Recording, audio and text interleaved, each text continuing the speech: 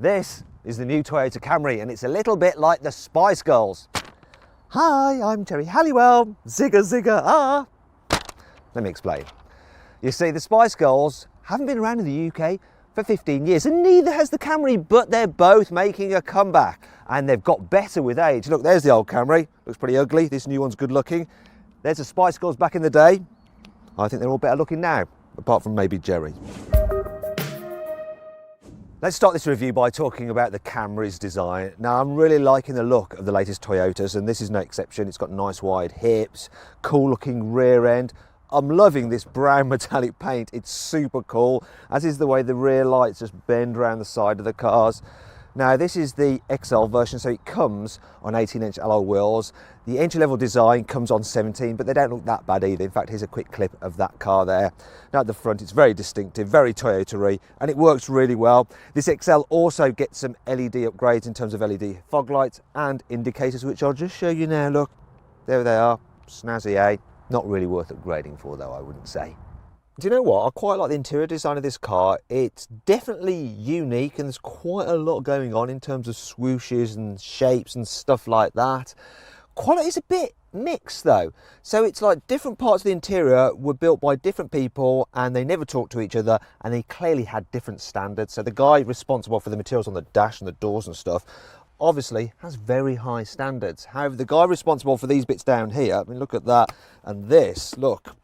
This centre console clearly had low standards. I mean, look, that's terrible, isn't it? I mean, I know Toyotas will not break, but perceived quality just makes you feel good about yourself, and that's why the Germans do so well. Still, the damping of the controls are quite nice, and there's some touches that I do enjoy, like this effect here and up here as well. I like it, though the pattern does sort of remind me of the eyes of a horsefly, so it's freaking me out a bit. What's also freaking me out a bit are the holes here on the speakers. It's really triggering my trypophobia. You don't know what that is, do you? Look it up. Then someone be kind enough to post it in the comments so others can see. Now, one thing that does do my head in though is this area here. So there's a lot of black plastic and quite a small screen. And that brings me on to this car's specs. The Camry range kicks off with the design, and that includes an infotainment system with inbuilt satellite navigation, another screen between the two analog dials, and dual zone climate control. It also has heated seats, keyless entry, and fully automated cruise control, which will use radar to keep you a safe distance from the car in front and steer to prevent you weaving out of your lane. The only other trim level is this range-topping XL, and it includes an auto-dimming rear-view mirror, blind spot monitoring, rear cross-traffic alert, and some shiny bits of trim. Right, and let's talk about that infotainment system. So not only is the screen quite small, but the resolution is low.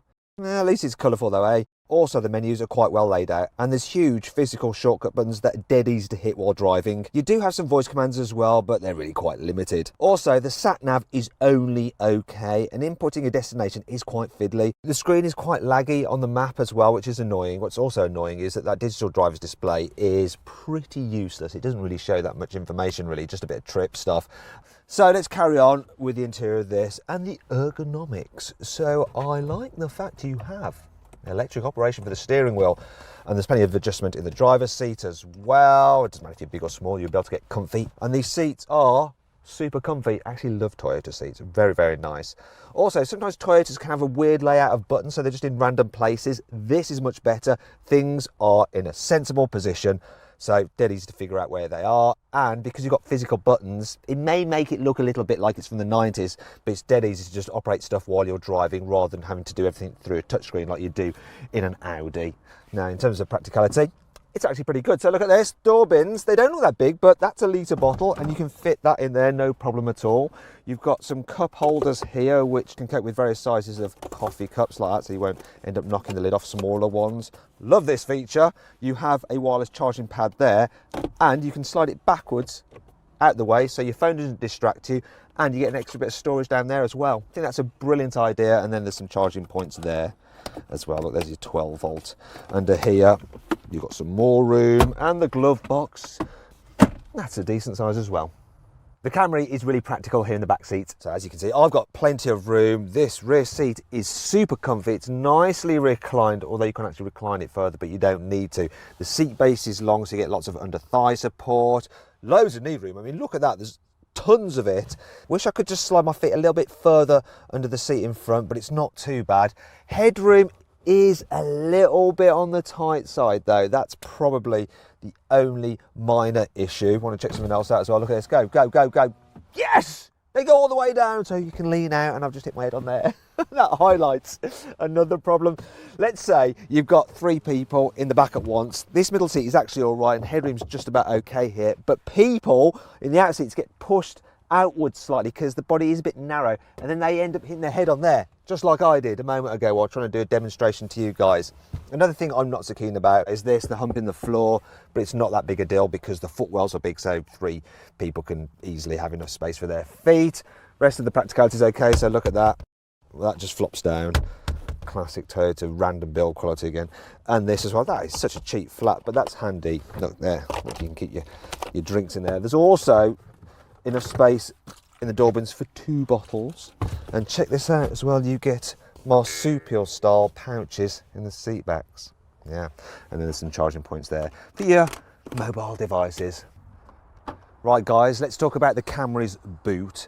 So being a saloon, it's not as practical as a hatchback, but you do have quite a wide opening for this kind of car. There isn't too much of a load lip either, so you can get suitcases in and out quite easily. Look at that, absolutely knackered suitcases. It's probably something to do with the way I treat them. So it's a bit of a hit and miss affair, this boot. The actual size is reasonable. You can fit quite a lot of stuff in it.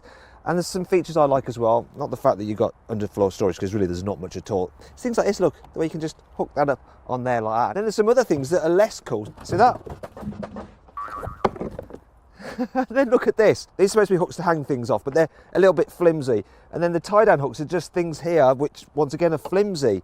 Don't know what it is with Toyota. Some things are good, some things are really not so good.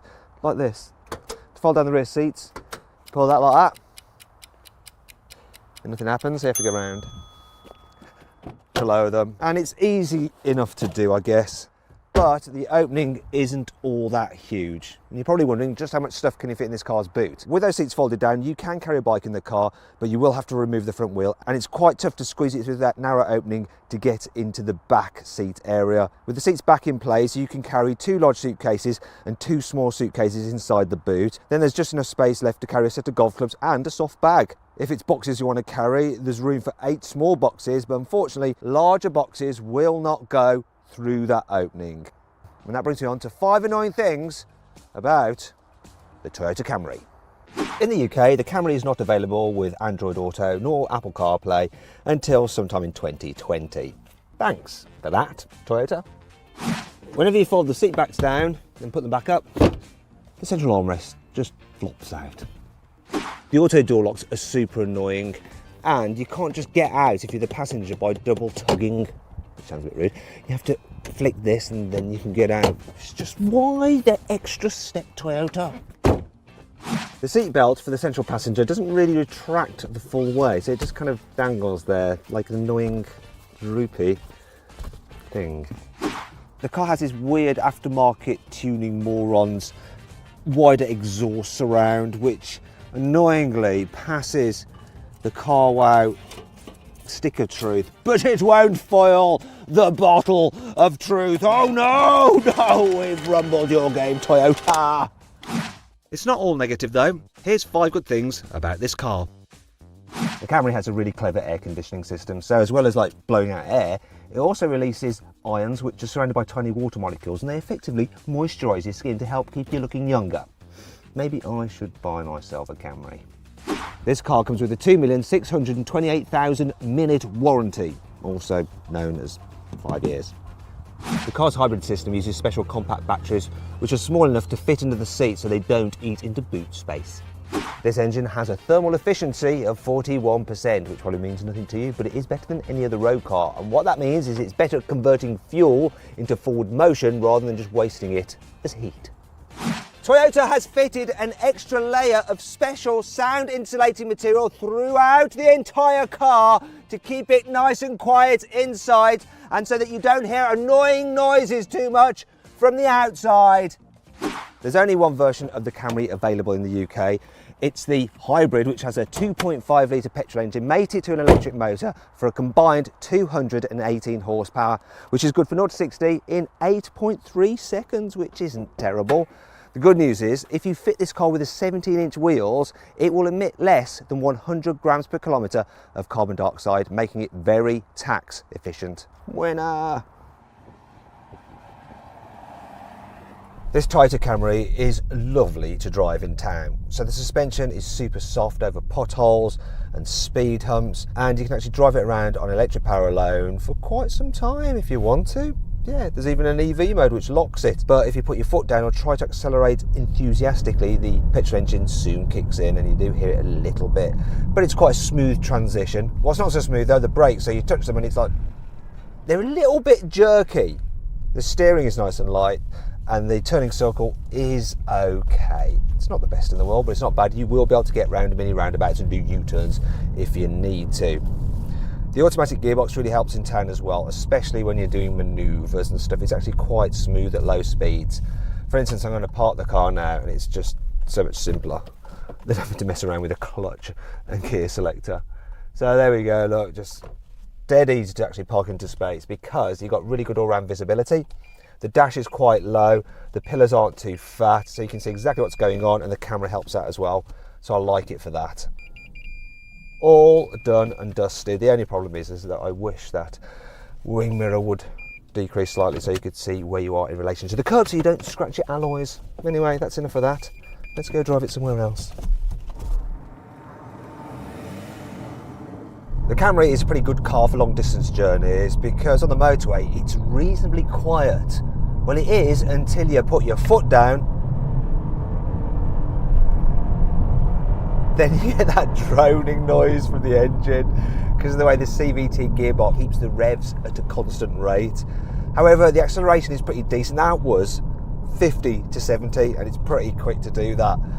The only problem is that will affect your economy, so don't do it too often because this is an economical car. So I'm averaging 51 miles per gallon, which is really, really good. Makes it a great alternative to a diesel if you don't want a diesel car. Where this car does start to fall down though is on a twisty road because it's a bit like making an old man run through an obstacle course. It's just not great. I have a sports mode and when you press it, it doesn't seem to do anything besides make a little red strip appear down there on the digital display. Yeah. Also, you can change gears yourself and there's like 6 different gears to choose from, but it doesn't feel like a normal gearbox because it's just like an artificial system created by that CVT system. So yeah, you don't bother with that. You're best just chilling out and taking it easy because if you want your big family car to actually be good on a twisty road, you probably want something like a Mazda 6. And for now though, we're going to run wide. Whoa. Oh, didn't like that at all. We're going to run wide in the Camry. Yeah, calm down, Matt. Calm down. It's a Toyota. Take it easy.